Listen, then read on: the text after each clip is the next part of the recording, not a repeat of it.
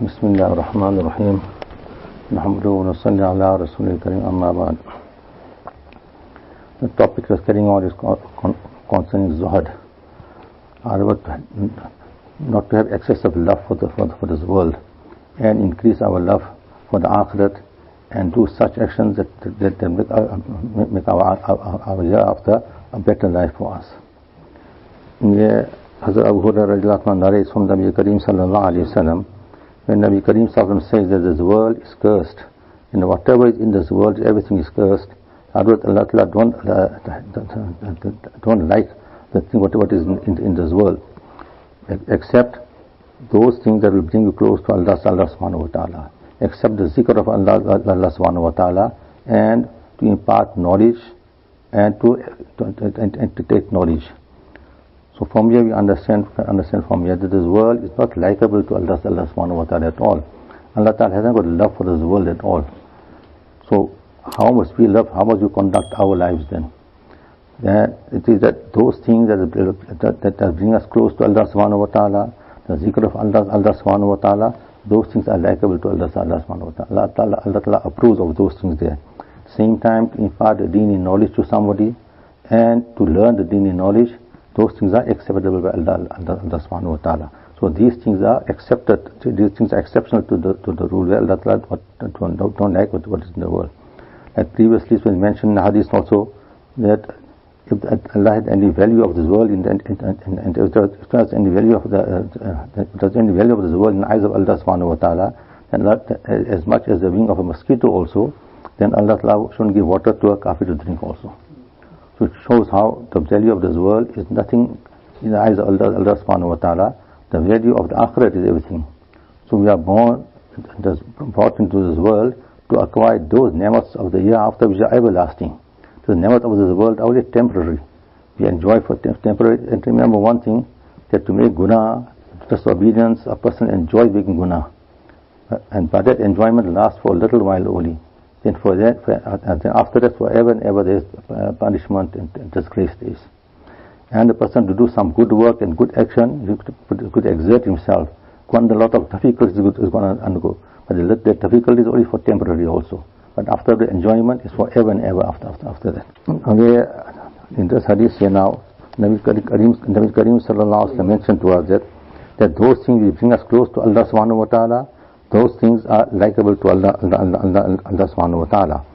So here the Akabirin and ulama says that those things which will distract us or make us neglectful of the duties of Allah subhanahu wa ta'ala, those things are all concerning the world.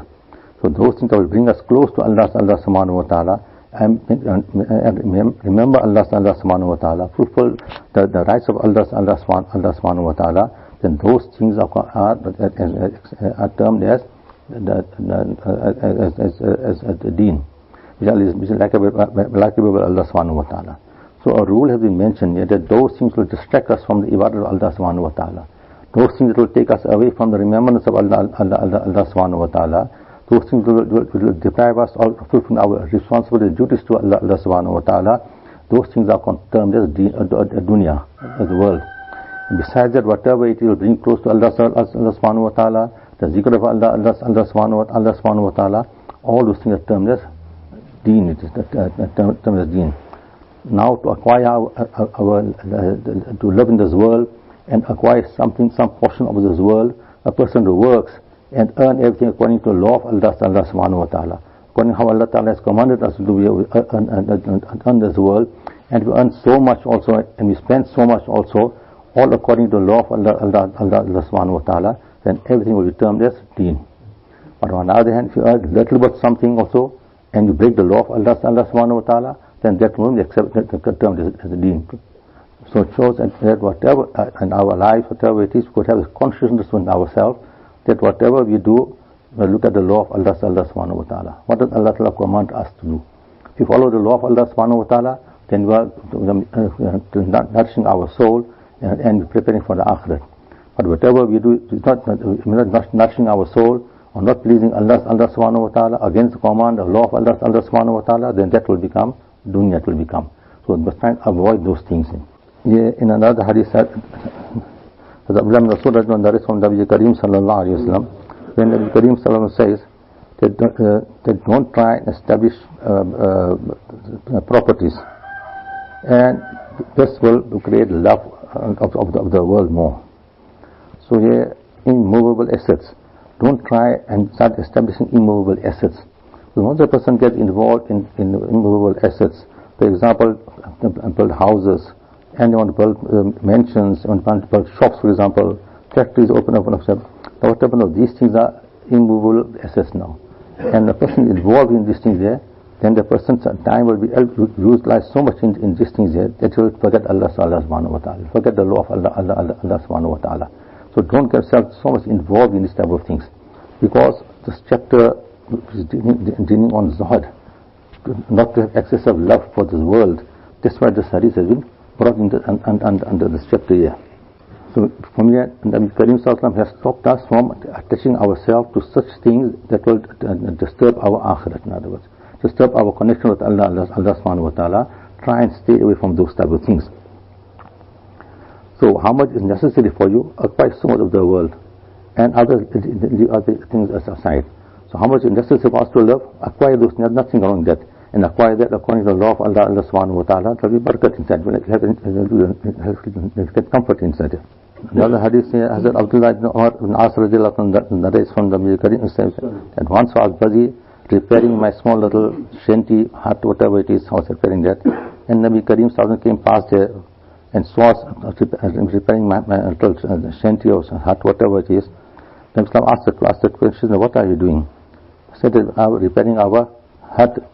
So Nabi Karim said that pay attention more towards that thing which is more closer to this, more nearer to the stage of death, in other words. So imagine here, the person who's repairing the small little hut, small little shanty is going to himself, how much time will it take him there? How much money will spend on that? But the Nabi Karim drawing the attention that this what we are doing here also, that remember death is more nearer than this, more closer than this also. If you look at our lives around us, we see also that today somebody is doing something and they got a lot of big plans they got, but before the plans get established, they passed away or death comes to them. We heard yesterday one person was playing tennis, and while playing tennis he had a heart attack, he just passed away. So imagine now, he thought, I want to play tennis, I'll be fit now, I'll go home, I'll do this, whatever plan he had in mind, everything was finished, nothing left. So many people will find also that they have big ideas they have within their mind, but whatever when death comes, that all the ideas are finished. So Nabi Karim draw our attention to this, that don't have the big plans within yourself. Even the small little hut or small little shanty which you're trying to repair also, at that time also have the thought of Allah subhanahu wa ta'ala in your mind, that death can come anytime. In other words, when you're repairing the small little shanty of yours, see it is not, you're repairing with halal income. And when you're repairing the small shanty of also, see they don't violate the law of Allah subhanahu wa ta'ala, they don't miss your namaz, for example, or the rights of people who are around you, walking around, and make sure you make salam to them also. All the rights which are attached to us at that time also, keep that in mind always. Don't be unaware of those rights also.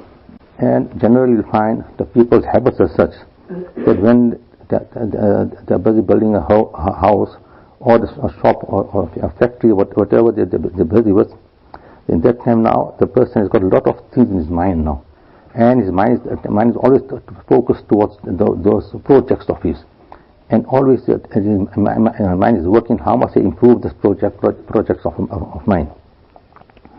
And slowly the person's mind starts turning away from the akhirat and coming towards his ambitions in life now. So that is where the problem comes, mentioned here. So for example, has got one factory now, and after that now he wants to bring a plan of a factory. I've opened up a factory now. Now after that, next thing will come now, I must do the building work of the factory now. Once I build the building work, I must get the machinery of the factory now. After that, I must get the material for the factory now. Then I must get workers to work, help in the factory now. After that, I must start doing the marketing for whatever goods I want to produce now. And a whole lot of procedures he has in his mind here. With the result, most of his energy is spent in this, and energy which was spent in acquiring making ibadah of Allah subhanahu wa ta'ala, that is gone less now. So show that there must be a balance in our lives, and must have that focus in our life that what is more important for us. Important for us is to obey the law of Allah subhanahu wa ta'ala and spend so much time in the world. How much is that? How much you want to stay in the world and spend so much time for the akhirat? How much you spend after you want to spend now? And you find a person that the love of the world is such also that if you don't control it, when a person has got one shop, then wants another shop, then wants another shop, and things carries on. And what happens after that now? Sometimes they lost in this shop, and they don't cover with the other shops, profits, and carry on. At the end, when we take account of everything, you find that it's just where it was with one shop. Like Mufti Ahmad Khan Puri Sahab, he explained, said one day he was traveling somewhere, and he missed his train. So he had to jump onto a truck and take a lift to a truck. When he jumped onto the truck, there was one person who was an alim in the truck also. So we started talking to one, having discussion with him. So we say, I have learned in the kitabs all this time, in the madrasa we learn that whatever is in the muqaddar you will get. You won't get more than that, you won't get less than that. So, but I couldn't understand this, how come you can't get more than what you deserve, you see. So with the result, I thought that people are going to Saudi Arabia and they're earning a lot of money there. When they earn money, they have a good life to have. So let me also go to Saudi Arabia and earn extra money and have a better life. So I resigned from my teaching post, whatever it is. I sold my house also. I took a loan from somebody also, and I bought my ticket to go to Saudi Arabia. I make arrangements for my visa, whatever it is, and I went to Saudi Arabia. I worked there for 2 years. In that time, I sent money home also. I sent money and paid all my debts also, everything. And after 2 years, when I came back home, now that I've got enough sufficient money, I was happy. I've got enough sufficient money now to live a comfortable life. And I take account of my savings, and I divided it into the 24 months, so 2 years. It worked out to the same amount of money I was getting, how much wages I was getting for every month in India. So it shows that whatever is in the muqaddar, you're going to get those things there. And in fact, now he got it, the savings of that man, but at the same time he lost his house also at the same time. So what's the benefit of that whole exercise? So we have confidence in the trust in Allah subhanahu wa ta'ala. What is in the muqaddar, you are definitely going to get that. It will come to you. One place there was one person, he was walking and he took some food with him, and he went out on the outskirts of the town. He went and started resting under a tree, and Allah gave him the ability to listen, to understand the talks of the birds also. So 2 birds were sitting on the branch of the tree and talking to one another. Look at this person here now. He brought us food to eat from here, and our share also in this food here. So we heard this. He said, now I'll make sure that I won't leave any grain of rice also from it. I'll eat everything up and eat everything up now. I won't give them anything to eat. So he ate all the rice, everything up. After he ate all the rice, everything, then he starts feeling nausea, and he vomited everything out now. And all the birds came and they ate from what he vomited out. So he said that the food was the risk was for the birds. He couldn't. How could he digest those things? So whatever is in your muqaddar you will get. Whatever is not in your muqaddar you will not get that thing. You have this ingredient within yourself, then you get contentment will come within yourself. You have a peace of mind will have. So this aqeedah of ours is something which will give us contentment in our lives. So here in this hadith here, and Nabi Karim Sallallahu Alaihi Wasallam is mentioning of a small little hut, a small little shanty is mentioning there. Imagine a small little shanty. How much time you used to repair it, or how much money will you to repair it? But he also Nabi Karim says that remember that death is even more nearer than death. Now compared to the small little shanty, now look at a person who's building a house now. He's building a big factory, a mansion is building. How much time won't he use in there?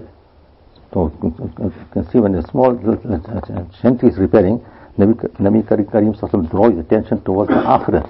So it shows whatever big projects we are doing, at that time also our attention must be towards the akhirat all the time. Then we are successful. But normally a person, for example, in this example of the hadith here, a small little shanty is repairing now. What does that mean now? I'm repairing the shanty now, so at least for 1 year I won't have a problem. For 6 months I won't have a problem. Or mostly for 2 years I won't have a problem now.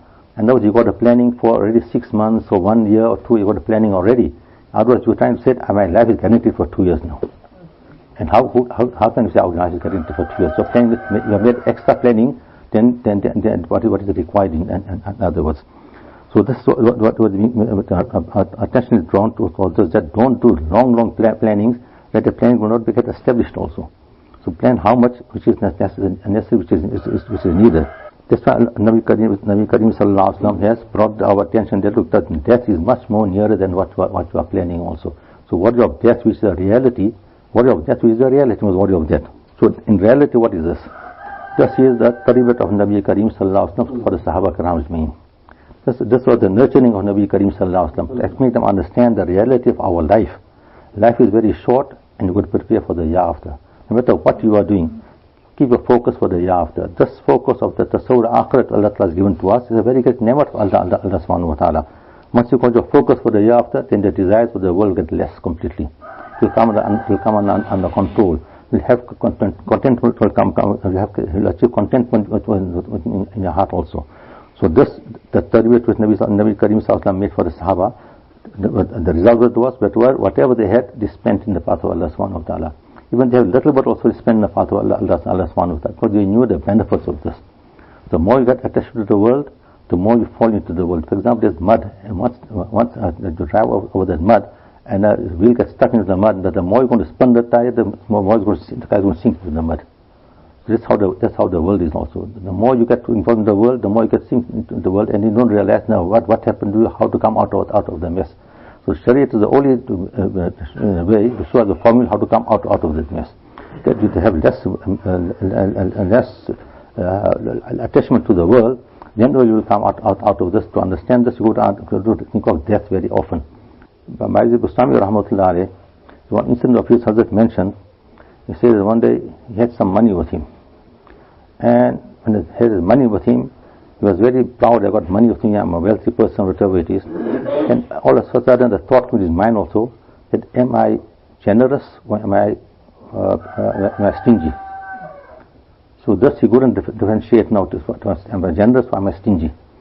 So at the end he came to a conclusion that if tomorrow morning the first poor person I find and I give this money to this person happily, willingly, then I'm a generous person. If I give this money to somebody with reservations in my heart, then I'm not a generous person, I'm a stingy person. So this was his this is the criteria of taking his examination. So in the morning when he woke up now, he took that money in the bag and he started going to look for a poor person. Coincidentally found no poor person. He was very worried, what's happening to him? No, I can't going to find any poor person. Then when he saw one barber shop he saw, in the barber shop there was one Hafizah, was a blind Hafizah, was trimming his hair, and he thought this blind Hafizah is a very poor person, let me give him, he's got no money to pay the barber also. So he took the money and went with salam to the Hafizah. Hafizah made salam to him, saying, look Hafizah, here's a gift for you. So Hafizah said, very good you brought, because I didn't have money to pay the barber, just give it to the barber now. So he thought to himself, the 50 gold coins is not the fee for the barber. So he told Hafizah that there's 50 gold coins in here. In other words, give only part of it, how much he deserves, could give him. Hafizah replied, said, that's why you are stingy, why don't give money to him? See, when I heard this from Hafizah, I thought that now there's no feet, and there's no ground under my feet now, there's no sky over my head now, I feel so ashamed of myself. I just bowed my head down and I took that bag and put it in front of the barber. Baba kicked the bag away and said, take it there, I don't want this bag of yours. From the time the Hafizah came in my shop, I made an intention, I want to trim his hair for the pleasure of Allah subhanahu wa ta'ala. I don't want to change my intention and I don't want to lose my sawab of the hair because of this bag of money of yours. When that happened, I feel even more ashamed of myself, if I say. Then what's happening now? I thought I was a generous person, so what's happening here now? He took the money and he went, but there was a river nearby, he took the money to the river and he told, whoever attached themselves to the world, they get disgraced and others will get disgraced. So the people who are attached to the world so much, then where it's time to spend, you won't spend in the proper avenues. That shows that now you are attached more to the world. But where you spend on avenues where you can get reward, where you can come close to Allah, so Allah subhanahu wa ta'ala will come and prepare for your akhirat, then those things are part of deen, those things are, and those things are going to benefit a person. On the day of Qiyamah also, Allah subhanahu wa ta'ala is going to ask us questions about the ni'mat Allah has provided for us in this world. For example, it comes in Hadith that one day in the afternoon it was very, very hot, and Nabi Kareem Sallallahu Alaihi Wasallam came out of the house because of hunger. After that, Abu Bakr radiallahu anhu also came out of his house because of hunger. He met Nabi Kareem sallallahu alaihi wasallam. Nabi Kareem sallallahu asked, why you come out this time of the day? It's so hot. You say, I came out because of hunger. When I see your blessed face, my hunger will subside. Then after that, Umar radiallahu anhu came out also. And Nabi Kareem sallallahu asking, why you come out at this time of the heat in the afternoon? No, people don't come out in the heat in the afternoon. He said, I came out because of hunger. I might come meet you, I might get something to eat. So Nabi said, look at the difference of the two answers of the two people. And when Nabi Kareem sallallahu said, let's go now. He went to one Sahabi who had an orchard. And they went to him, and when they went into the orchard, he wasn't there, his wife was present there, and his children were there. So I asked him, where's your husband? He says he's going to give water to the plants and bring sweet water for us to drink. So when that, in the meantime, they informed him that Nabi Kareem's last number is two companions has come to the orchard. So immediately he came to the orchard, brought the water for them, and he went and cut branches of khajur and trees from there. Some was ripe khajur, some were raw khajur, some were half ripe, half khajur. He brought it from Nabi Kareem sallallahu. Nabi Kareem sallallahu asked him, why you brought all the raw khajur? You know, some people like raw khajur, some people like the half ripe, half raw khajur, some like full ripe khajur. Eat whatever you want to eat from where to a heart's full. When they end the water, they say, I'll go slaughter one sheep and cook the meat for you also. So Nabi Kareem sallallahu told him, don't slaughter a sheep that gives milk. Again, see the talim and the teaching of Nabi Kareem sallallahu alaihi wasallam. He explained that don't slaughter meat in that happiness that I will come here now, you could slaughter a sheep that gives milk. And otherwise now, your source of income will get finished in other words now. Don't make such a decision in happiness now, you do make a bad decision in other words. Don't slaughter a goat that gives milk. And then when they ate stomach full water, then Nabi Kareem sallallahu told them that remember on the day of Qiyamah, Allah subhanahu wa ta'ala is going to question us on all the ni'mat that Allah has provided for us. And that ayat of the Quran, ثُمَّ لَتُسْأَلُنَّ يَوْمَئِذٍ عَنِ النَّعِيمِ. So imagine when a person is very, very hungry, and the food comes from the person, what happens? At that time the person doesn't think of anything, he doesn't eat the food quickly. Forget to read the dua of eating also. Forget to read the dua after eating also. This is person eating the food all the time. So you forget etiquettes of eating also, to forget. Sometimes to forget to eat with the right hand also sometimes.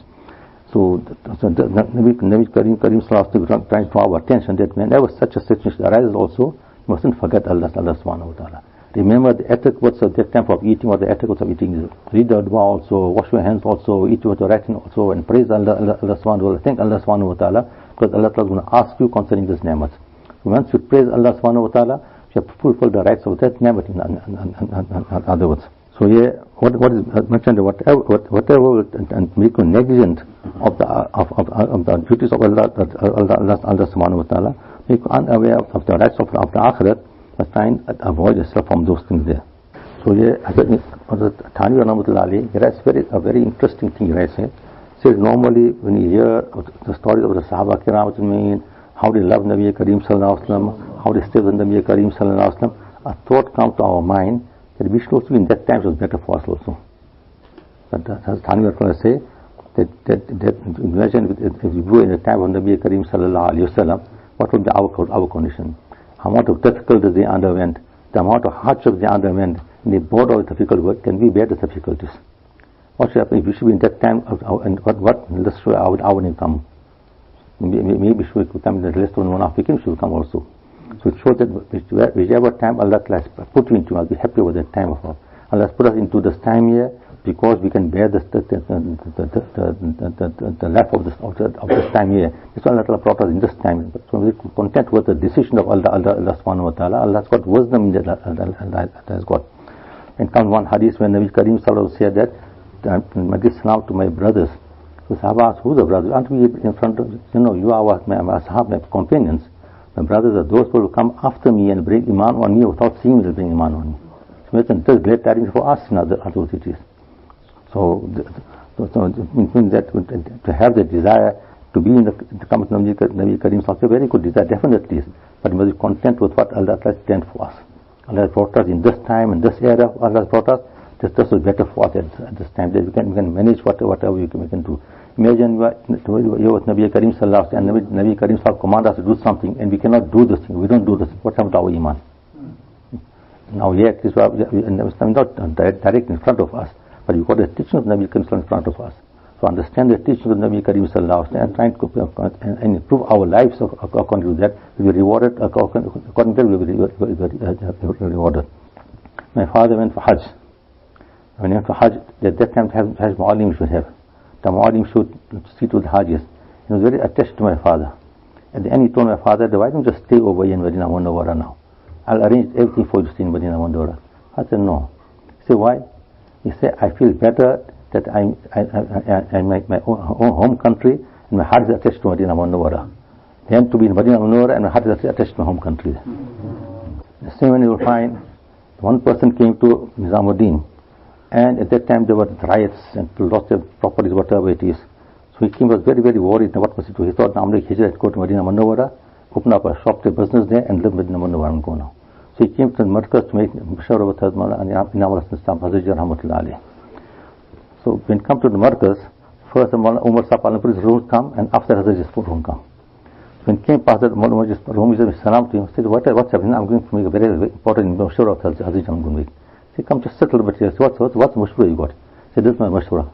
So Umar Sahab told him that you tell me, is it better to live in India and to have the fikr and make the mehnat of Nabi Karim Sallallahu in India, is that better? Or to go into Medina Munawwara and make the habit of the Banya there, or the non-believers, to business in other words? What is better? So when they heard that answer, immediately the thought of going up to the Medina Munawwara and doing business there just went out of me. So I don't have to go to Hazrat also to ask for any explanation after that. So how we prepare our mind, that is how we feel comfortable we'll feel. So we got to prepare our mind that our purpose of the this world is to prepare for the year after.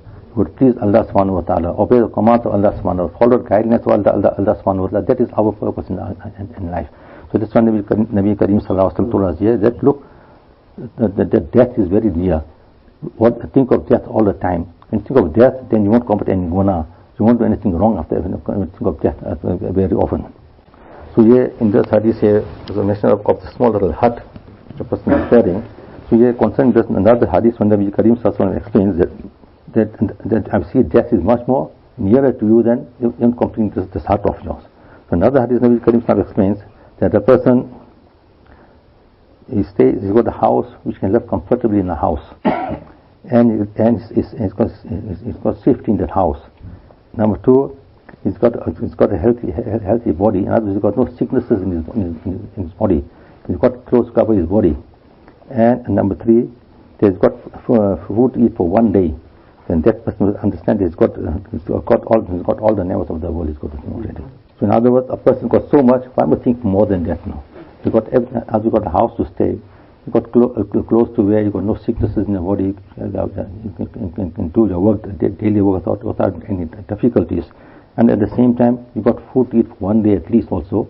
So that person is the most wealthiest person on earth.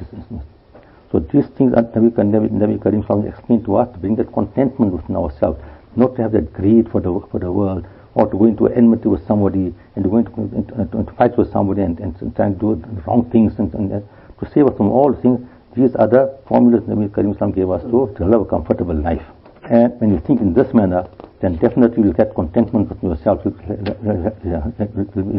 content with whatever Allah Ta'ala has given to you, and you won't have jealousy for somebody else, or you want to behave like how people do acquire wealth in haram manner, whatever it is. Your mind won't go towards those things there. That's why in one hadith it comes that the person in the world, look at people who are lower than you concerning the world, then you will appreciate the ni'mat Allah has given to you. And concerning the deen, look at people who are higher than you, that will have more encouragement to do more good work. So yeah, our planning, whatever must be a very long, lengthy planning for whatever it is. Many people have plannings for many centuries. They have plannings for our children and grandchildren, whatever it is. But the time when death comes, all the plannings gets failed already. So to show that a long planning is not which is encouraged by Sharia, but the plan how much is necessary for you. Sheikh Sadi Rahmatullah explains one incident, saying that one day I was traveling somewhere and I put up at somebody's house as a visitor. That host of mine was talking to me and explaining me how he conducts his life. And in that procedure was explaining me, say that now I'm got old now. My only wish is to one more safar I must make, one more business trip I must make, study say. So what is the business trip? Is explaining that Sheikh Sadi Rahmatullah saying that now from Iran now I must go to China, I think now. And from Iran now I must take sulfur from here and go to China, because there's a big demand for sulfur in China. I'll make a good profit by selling the sulfur in China, because they use it for many different things, for matches and different things, so there's a lot of demand for it. So I'll make a good profit from there, and from there now I'll buy the Chinese product, the glassware. And there's a demand for glassware in Rome. So I'll buy all the glassware from there, I'll come to Rome now. And I'll sell all the glassware in Rome now. And when I make a profit there, then I'll buy some clothing from Rome, and I'll go to India, I'll go there now. Because there's demand for clothing in India. I'm going to sell all the clothing in India and make a bigger profit there, I'll make there now. And from India, I'll buy different type of steel they've got in India. I'll buy the steel now, and I'll come to Halab, I'll come now.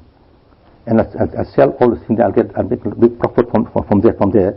And from there then, I'll buy murders, and I'll buy the chemicals to make murders, whatever it is, and from that I'll take it and I'll go to Yemen, because in Yemen they got a demand for this now. So I'll sell all the things in Yemen and make a big profit from there. And from Yemen I'll buy the sheets, chadar of Yemen, and then come to Iran and sell it and make a profit with it. Then after that I'll open up a small little shop and just set my shop and get my life after this thing. Yeah? Sheikh Sadi Rahmatullah said, just imagine in his old age, such the strenuous journey he's going to take now to do all these things. How many months will it take him to do all these things? And he also sit in the shop and business again. The thought won't come in mind, and let me go sit in the masjid now. At the end of my life is now coming here, make ibadah of Allah subhanahu wa ta'ala, come close to Allah subhanahu wa ta'ala. That thought never comes to him also. So our planning is like that. We were planning so much plannings we got, but our thought never comes that it must come close to Allah subhanahu wa ta'ala. Let's make some ibadah of Allah subhanahu wa ta'ala. Come close to Allah subhanahu wa ta'ala. Have some contentment within our hearts, whatever it is. Prepare for our death to come. That thought never comes to our mind. The planning just carries on, and there's no limit to the planning. Then this person asked Sheikh Sadi Rahmatullah, give me some advice like this. So Sheikh Sadi Rahmatullah said that there was one person, a wealthy person, who was going traveling, and he was in the desert, and he had all his goods on the back of the camel. And because there was no food available in the desert, the camel got very weak and it fell down. And one side the camel fell down, one side the goods fell down. And nothing was, it couldn't benefit from anything. So say our situation is similar, he said that we have our sight is our projection, whatever it is, whatever we our planning is so narrow-minded that we got no content within ourselves. So our planning so poor, in other words, that the greed for the wealth is so much, of the world is so much, that the greed only, if you got contentment, can be a cure for the greed, or otherwise the sand of the grave will be the punishment that greed with all the person. To show them the person has got greed with him, there's no limit for the greed. But others got contentment. The small formula, Nabi Karim shown to us, we follow such formulas, then we will find contentment within ourselves.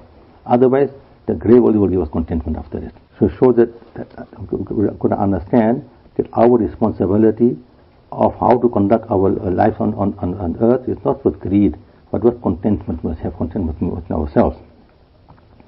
One other incident, Hazrat Tanvi writes in his kitab, he writes that the one person who was a very, very wealthy person, and in the olden days, she built special storerooms to store all their wealth.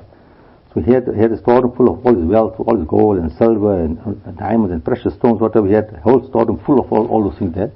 And he gave one key to the guard to look after that nobody was go inside. If he needed anything, was just take out and bring it to him, and one key he kept by him. And one day a thought came to his mind, must have been such that the guard got the key by him, must be stealing from inside some of those things. Let me go and see if everything's intact or not. So he went, sat quietly, he went to inside, when the guard wasn't present there, he went inside to go and take assessment of his wealth inside. While taking assessment, he was quite content, and the guard never steal anything, nothing was missing from inside there. In the meantime, when the guard came there, he saw the door open, he got very worried, frightened, how come the lock is open?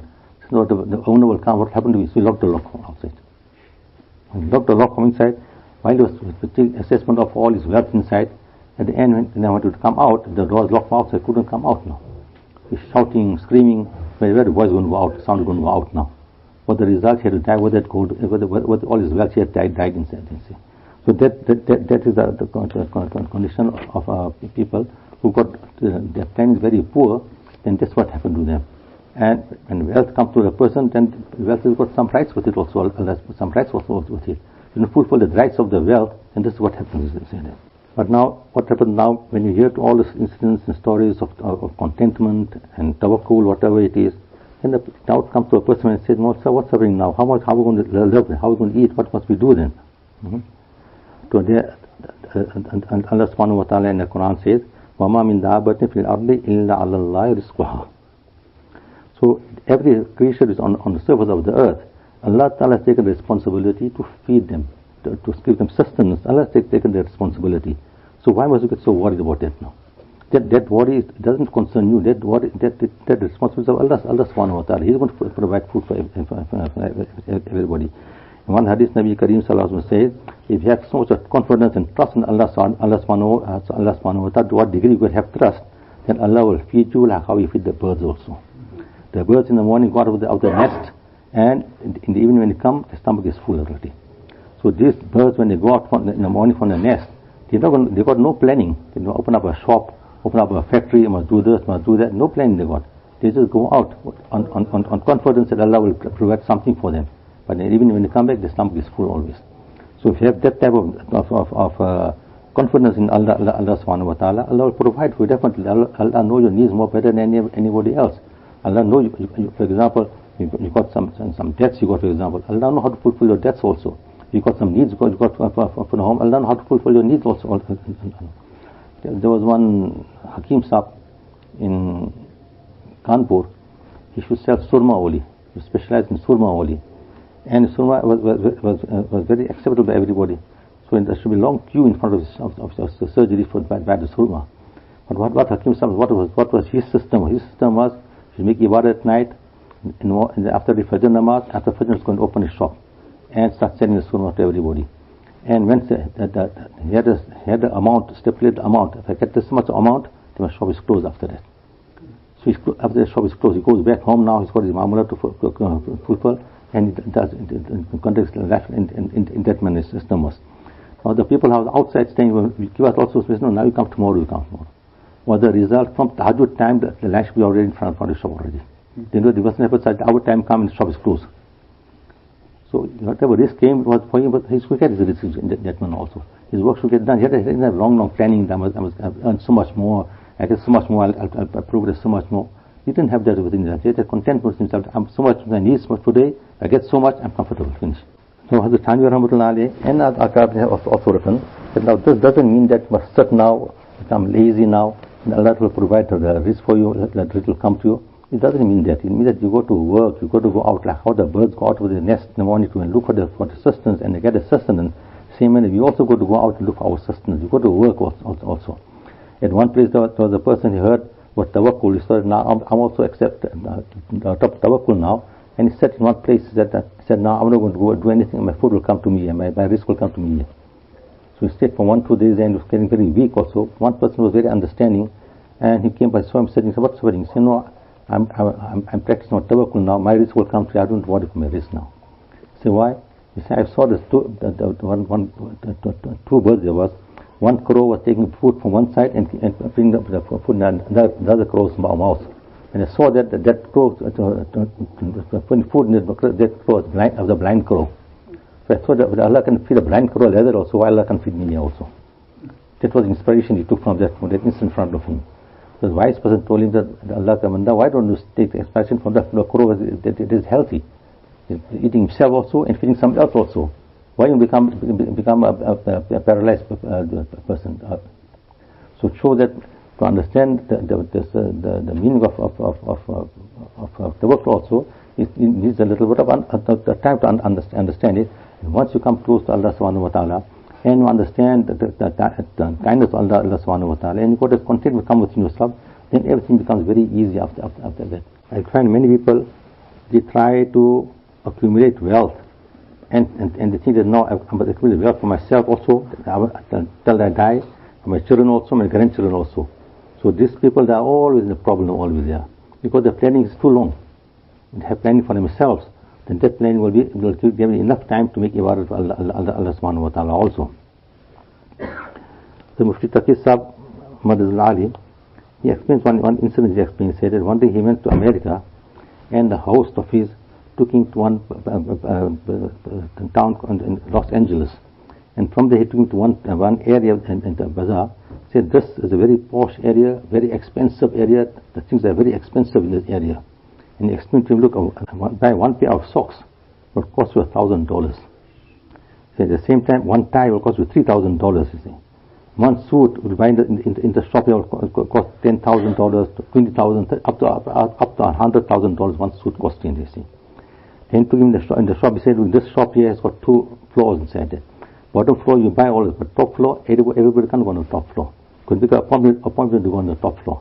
Then the owner of the shop will take you to the top floor. Take you just for the appointment alone. You got to give $10,000 to $15,000 for appointment alone. When you go on top, then this person will assess you. Will see you. Will see your height. Will see your size. Will see whatever it is. They tell you for you must wear this kind of a suit. Must wear this color. Must wear, and it plans all that for him. And the fees for it also very expensive. Said Prince Charles, when he went there, after 6 months he got an appointment to go on top. So this was the condition of the people there. On the other hand, he said, when we left from there, and I went just about a kilometer away, by the robot, I saw there was one person begging for food. So the person said, I haven't got loose money, notes with me. So I don't want notes. Just give me a few pencils, so I'll do something to fill my stomach with it. One side find this extreme, and other side find that extreme also. So how many people complain nowadays of depression, they complain of tension, they complain. Why is that? Because of our understanding, because of our doing, the tension come with it. Because we got a long planning, we plan for a long period, we plan, but the planning don't come to realization, and then now the tension comes now. Now the depression comes because of that. Because we never adhere to the teachings of Nabi Karim sallallahu alaihi wasallam. And Nabi Karim sallallahu alaihi wasallam says that, look at those people who are below you in the world. Then you'll appreciate whatever you got within yourself. You're content within yourself. And now, what's the condition nowadays? When I meet somebody, ask them, how is the business, what's carrying? Say, the business is not so good today. Say, and I'm just passing my time, whatever it is. But at the meantime, he's having an income, he's living comfortably, he's got food at home also, he's got clothes to wear also, he's paying his rent also, he's paying his staff, everything, he's doing everything. Saying the business is not so good, you see. So there's no contentment at all. That's how our condition is nowadays. We don't make sugar to Allah subhanahu wa ta'ala for what He has given to us. Other Mufti Shafi Sahab Rahmatullah alayhi, he writes that one day he has his majlis, and a lot of people come to his majlis.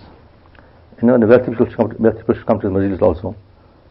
So there's one person from majlis always tell Hazrat, make dua for my business, make dua for my business, I've got a loss this year, this year, whatever it is. After a couple of years, some stuff felt pity for him. I told him that the business got so much of a loss, then change your business, do some other business. He said, that I cannot do, I can't do that, I must carry on with the same business. So I can make dua for them. After one person was sitting in the majlis, he told Hazrat Mustakim that these wealthy people, their system is different, it's completely different. See. They have a board meeting, they have beginning of the year, and have a projection that they must sell so much goods and so much profit must make now. And at the end of the year, they have an assessment again after that. And assessment shows that they haven't made that much profit, they said, this is our loss, they say. What I thought about of loss and what they think of loss, two different things. So because they got no contentment over what Allah has given them. On our side, we got to make an effort And whatever Allah Ta'ala give you, there's the inam of Allah subhanahu wa ta'ala. There's the blessing of Allah subhanahu wa ta'ala. We've got to make an effort from our side. Now, more or less, that's our muqaddar, after that it is now. But you don't do anything, you don't expect Allah to give you something. So you've got to make effort from our side. Whatever Allah Ta'ala give you, that's our muqaddar. If you have this within yourself, then you have contentment within yourself, and you progress with that. In our wudu to find this one pious person, his name was Molana said Azhar Hussain Sahab, the one day Rahmatullah alayhi, she called him Mia Sahab, she called him. His famous was the name Mia Sahab, she called him. And she teach Abu Dawud Sharif, was very famous to teach Abu Dawud Sharif also. And his condition was such, one day he got very, very sick, he got. This severe fever he had. So some students went to visit him, and when we went to visit him, from the Shusha was one of the students when we went to visit him, and when they saw the start was completely was unconscious, so much of fever, it was so high it was. So they could not do it. What they said, we do what to Allah subhanahu wa ta'ala, they will start.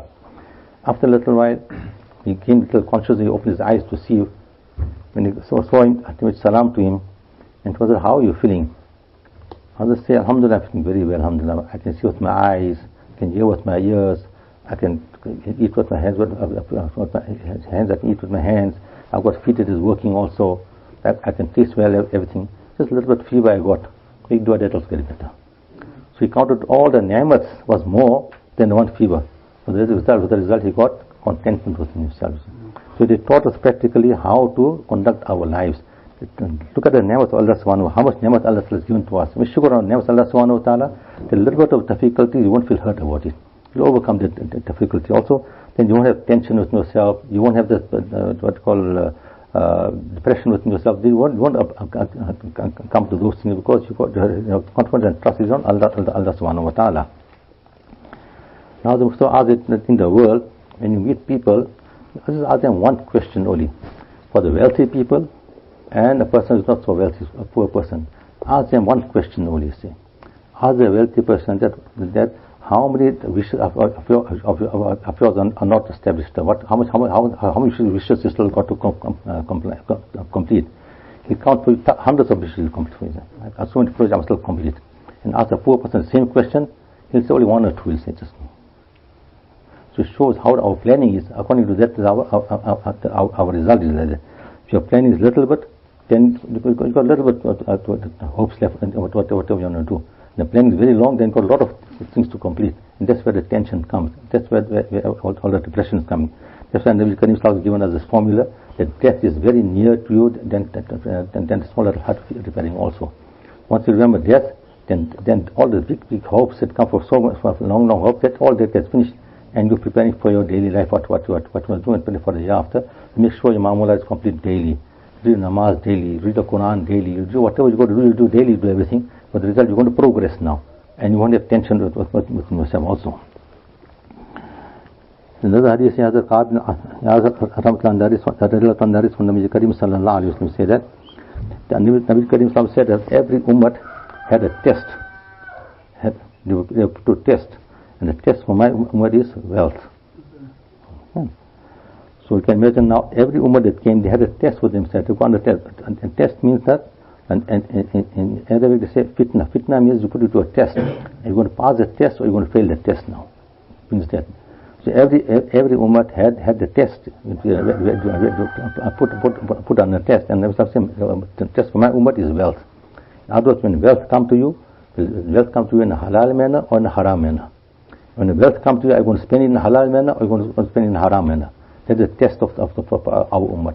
So we've got to be very careful and understand that our wealth must be, whatever acquire must be in a halal manner. When you're acquiring wealth of Allah subhanahu wa ta'ala, are you breaking the laws of Allah subhanahu wa ta'ala, or are you abiding by the laws of Allah subhanahu wa ta'ala? If you're abiding by the laws of Allah subhanahu wa ta'ala, then that wealth got barakat in it. But you are not abiding by the law of Allah subhanahu wa ta'ala, then that wealth got no barakat in it now. So show that whatever you do, we go to see that the fitna, the test you're undergoing, you must pass the test of Allah subhanahu wa ta'ala put us to in concerning the wealth. That's why you'll find on the Qiyamah, the question asked to us will be that how will you acquire your wealth and how do you spend your wealth? If you acquire your wealth in a halal manner and spend in a haram manner, that also is not correct. to acquire wealth in haram manner and spend halal, that's also not correct. Both will not be accepted. We acquire wealth in halal manner and you spend it in big functions, which is against the Sharia, have music inside, whatever it is, and that's not correct now. But although money is halal, but you're spending the wrong place is using, spending it. So we always keep in mind that this question will be asked for on the day of Qiyamah. How are we going to conduct our businesses that will be able to answer that question properly on the day of Qiyamah. So don't go into extravagance, don't go into fuzul kharch, they say. That when going to extravagance now, that's the way you're going to be answerable to Allah subhanahu wa ta'ala. So whatever wealth has come to you, that wealth is an amanat of Allah subhanahu wa ta'ala, and with the subject amanat according to the laws of Allah subhanahu wa ta'ala. When wealth comes to a person, that person won't spend that wealth. So whether you spend that wealth happily or spend that wealth with sadness and regret. So when got wealth and spend the path of Allah subhanahu wa ta'ala happily, I've taken part in the Masjid project, for example. I've helped some orphans, some poor people have helped. You spend that wealth and you're happy with it, accumulate for the year after. And don't spend happily, then what happens? Not forcefully you could spend that wealth. What happens now? Your wealth gets stolen, for example. You get lost sometime, whatever it is. And that was now, you are benefiting somebody, but you're feeling hurting yourself now. I benefit somebody, but I got hurt with myself. How I benefit somebody, but got hurt. On the other side, you benefit somebody, what happiness you benefit somebody. So it depends on you how you want to spend that wealth that comes to you, how much are attached to that wealth of you. When the command Allah subhanahu wa ta'ala comes that the person is poor, help him, and helping him out, you fulfill the rights of that wealth Allah has given to you. You're going to store the wealth and going to keep the wealth behind, not spend on avenues where you're supposed to spend, then that wealth will spend on wrong avenues, will get stolen also. Some will get losses in your sight, for example, or you get, for example, you're going to get sick and get some difficulty, you will spend all wealth in those avenues now. So that's true now you're spending this wealth with regret, with sorrow. So the wealth that comes to a person also is spent according to the command of Allah subhanahu wa ta'ala, then he will benefit in that manner. So now, when you hear the stories of the Sahaba Kiram and small hut, whatever it is repairing, whatever in this instance here now we think now how much we live in the world now. That's why Thani Rahmatullah explained also that you will be happy how Allah will send you now. Allah send you a time with Nabi Kareem sallallahu alaihi wasallam, and you couldn't manage that difficult and hard times, which we losers should be. Now Allah is such a time will send us that we can, whatever we don't comply to laws of Allah subhanahu wa ta'ala how it is supposed to be, Allah will forgive us whatever it is. So here, Thani Rahmatullah has given us a principle, a rule now. Keep this in mind, then we will, from there we will understand how to all conduct our other affairs also at the same time. See that the difficult time under which the Sahaba Kiram led their life, that we cannot come to that standard, we cannot fulfill that standard at all. But whatever Allah has given to us, try and keep up with the following standard. Said one thing is that now, understand the rule is this now. One is called Rahaish, place to stay. That is our response. That is one of our necessities to place to stay. And what to place for us to stay to save us from the heat and save us from rain and save us from the cold. For that now a person has got a small little tent also. You can stay inside there. In the tent will save yourself from the sun also, save yourself from the cold also, will save yourself from the rain also at the same time. So this is what we need to live. It is called Rahaish. Then one step further than that is called Asaish now. That we need comfort also a little bit now. A person can't feel comfortable in that tent now. A strong wind comes out, the tent is going to fly away now. So for that the person starts building a house, for example. He built a house of brick. And he builds a house. Now he can stay in that house there where he can feel comfortable. The strong wind comes also, the house won't fall down now. So that's also Sharia gives us permission, we can do. There's nothing wrong in that. Build a house to look after yourself, stay in a house, nothing wrong in that. Now for a person who stays in that house now, because the house is built with brick, but there's no plaster inside now. There's no paint the house, for example, now. How you don't feel comfortable now? So for that now, the next step is Araish now. Do something for your comfort you do now. You paint the house, for example, to feel comfortable.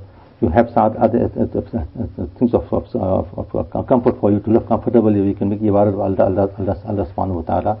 Now, and save yourself from the rain also, from the cold also, from the heat also. There's nothing wrong in that also.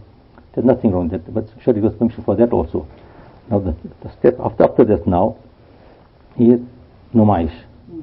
to do things to show off to the people, to boast in front of people. That is where the Sharia has put a stop to that. That is not allowed at all. For example, you got a house, for example, you got now if I find you're staying in a good area, for example, in a posh area you're staying now you saw neighbors, other people, they're renovating the house now. And they're putting new furniture in the house now. They're putting new curtain in the house now. Now you say, no, I'm saying that I will do the same thing now. Now you start breaking your house, you're renovating your house now, and you start furnishing your house in a different manner now. The people come and see that now how beautiful house he's got now, see the decoration in his house now. But just to do this for show, this is not allowed in Islam at all.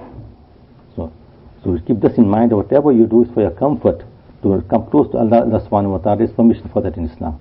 But you do something to show off to the person, there is no permission to show off. That is not correct. In another hadith also, Nabi Karim mentions that a person has got certain necessities. Besides that, nothing else is necessary for him. From they say a house in which he can stay comfortably, he can stay in the house. He can save himself from the heat also, from the cold also, and from the rain also. He can save himself. Nothing more than that he needs for him to live. That's the basic needs a person needs. And he has so much clothes to cover his body. And the third thing is have bread to eat and water to drink. That is sufficient for him to live. So much things sufficient. What a person's needs are very little bit. But the person's wants are so much you cannot fulfill all the wants. So you can understand what our needs are, and fulfill our needs. It's sufficient to fulfill our needs. But there's no limit to our wants, our desires. There's no limit to those things there. So you bring those things under control, and that's what time was given us the principles. You follow the principle here, then you keep everything under control, whatever it is. So from here you can understand that a house, you've got a comfortable house to stay in, it's sufficient. You don't have a big bungalow, where you've got 100 rooms or 50 rooms there inside there. And you think logically also, if you've got 10 rooms in a house, you're going to sleep in every room. You can't sleep in every room at one time. So it's useless all that. So why are you going to boasting and showing off that I've got such a big house? Have a house that is comfortable for you and the family to live inside. There's nothing wrong in that. And you've got clothes to wear on the body. That's sufficient for you. Why have more than that?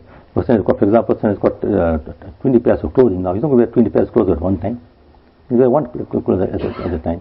So the same manner with food also. You got so much food. Nobody eat all the food at one time. We eat only how much can fit in the stomach. So you should think of the basic what the needs of body of that. Then live a comfortable life will live also. And our Deen teaches us what? Simplicity teaches us. Simplicity teaches us adab, respect also for one another. You've got respect and simplicity, your life becomes very comfortable. Your life becomes. But if you haven't got simplicity in your life and haven't got respect in yourself, then you can land up a lot of problems in land up. So Islam has got a system how you go to respect one another also. One person was a very poor person. And this poor person was worried what to do. So he went to Bangalore. He was like a zoo. He went to him, meet him out of the outskirts of the town. He went to meet him, and he went for a lot of respect. And asked me, I'm a very poor person now, make dua for me, tell me something, give me some advice, what must I do to live a comfortable life for that. So Behlul told him what, go and buy a certain type of cloth and sell it, you get barakat inshallah. So now he went, now whatever little money he could get, he started buying that cloth, so everything fine is buying that cloth now. The whole town he bought that certain color and that type of cloth he bought now. Now after some time that cloth was not available in the town. Now the prince, he wanted to buy that cloth, and he couldn't get any. So now whoever can get this cloth, I'll give you put a heavy price for that. So he brought all the cloth to him and sold him. He got a lot of money. He became wealthy. All of a sudden, overnight became very wealthy. When he became very wealthy, he became now, he started doing business, whatever it is now. And olden days now, the transport for us means what a horse. He bought a beautiful horse also, and he started became so wealthy now. He became like a rich person. Now he went back to Bangalore again. He went into him. Now this time he went to Bangalore, he met on his horse now because he got a horse with him now. He went there and he met Bangalore there. But Bangalore, you know what? Last time he came with the advice. Alhamdulillah, I got so much of wealth now. Give me some more advice. What must I do now? Bangalore said, no, what must I buy watermelon now and sell it. So he went back and started buying all watermelon from the town he bought and put in his godown in the storeroom now. By the time he started storing watermelon in his storeroom, All money got rotten. He lost all the money, he became a poor person again. He got a poor person now. He went back to Behelo now. Well, what is this now? What kind of advice you give me? I became a poor person all of a sudden. He said, the problem, the first time you came with humbleness, humility, with respect you came to me. So you got advice according to that. The second time you came with pride, the arrogance you came to me. You never get off your horse also. So you got advice according to that. But if you had understanding, brain with yourself, could understand that fruit will get rotten and clothes will get rotten. So that is your problem. So it shows that how we behave, that's how we get Allah deals with us also at the same time. And then you'll find at the same time you'll find that the categories of people you find also. One category of people you find they think. Second category of people you find that think they are thinking, but they're not thinking. And the third category of people you find that they say rather we die but we won't think. Okay. So we must see where do we fit inside, which category do we fit inside. Okay. The first category of people who are thinking are those people, Allah Ta'ala says in the Quran, who ponder over the creation of Allah subhanahu wa ta'ala. Those ponder over the creation of Allah subhanahu wa ta'ala and come close to Allah subhanahu wa ta'ala, understand the system of Allah subhanahu wa ta'ala, and get the recognition of Allah subhanahu wa ta'ala and come close to Allah subhanahu wa ta'ala. Those are real thinkers, in other words. For example, Allah Ta'ala says ponder over the sky, ponder over the earth, ponder over whatever I've done. Now you ponder over those things and see how beautiful the sky is. It's got no pillars, it's got no cracks, it's got no maintenance, nothing. How great Allah subhanahu wa ta'ala is. When the greatness of Allah subhanahu wa ta'ala comes into heart, automatically heart will say, must worship Allah subhanahu wa ta'ala. Nobody said Allah subhanahu wa ta'ala. Look at the ground, how Allah made the ground, how things grow from the ground, and how people benefit from the ground. Then nobody said Allah Ta'ala can do that. Find a tree in winter, it's completely dry, it looks dead. But when summer comes, it starts giving fruit again now. Who do this? Allah Ta'ala do this. So automatically your heart will say, I must worship Allah subhanahu wa ta'ala. Sun rises in the morning, sun sets in the evening. Is there anybody in the world who got the power not to let the sun rise, not let the sun set? Nobody got the power. So automatically you can say Allah subhanahu wa ta'ala does this, that the love of Allah subhanahu wa ta'ala enter your heart, and so you must worship Allah subhanahu wa ta'ala. So in other words, you are true thinkers now. You came to your purpose of the object of your life to understand who Allah subhanahu wa ta'ala is and how to worship Allah subhanahu wa ta'ala now. So those are now real thinkers now. The second part you'll find, the second category people say they're thinking, but they're not thinking at all. Understand? They think on wrong lines they're thinking. There's no results in their thinking. For example, a person got a worker, told the worker, see, the milk is on the stove. In the olden times, that prime was there. Prime was there.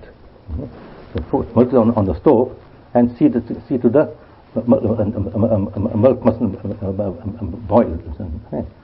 So now he's looking at the milk on the stove, on the fire, and the milk started boiling off, and off the stove, everything, and that's the whole floor, everything.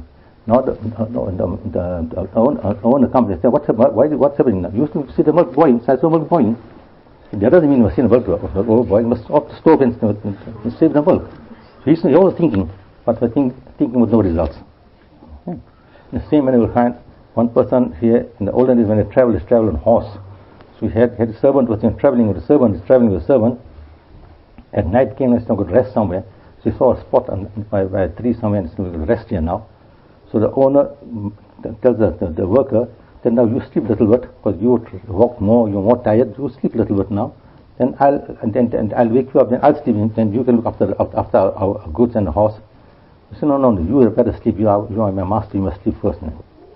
So he slept. The master slept. After a little, the master woke up and asked him that what are you doing now? Are you awake or sleeping? No, I'm awake. He said, "What are you doing?" "I'm thinking." So what you think? I'm seeing how Allah made the sky, I'm seeing the stars, I'm seeing the moon, I'm seeing the trees, the mountains around me. So can you sleep? Come sleep. He said, "No, you can sleep, no problem."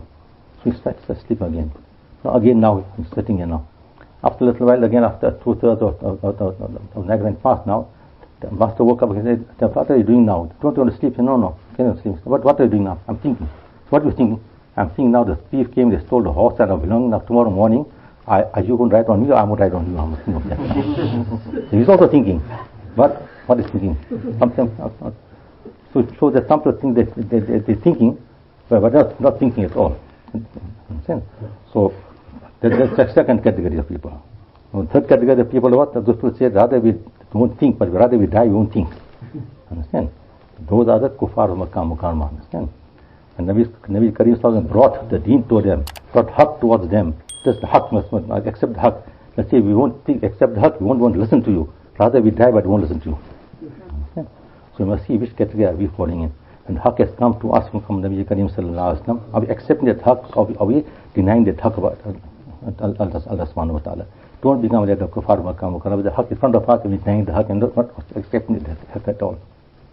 Become true thinkers where you can understand the powers of Allah Subhanahu Wa Ta'ala. You can recognize Allah Subhanahu Wa Ta'ala and come close to Allah Subhanahu. Have the marifat of Allah Subhanahu Wa Ta'ala.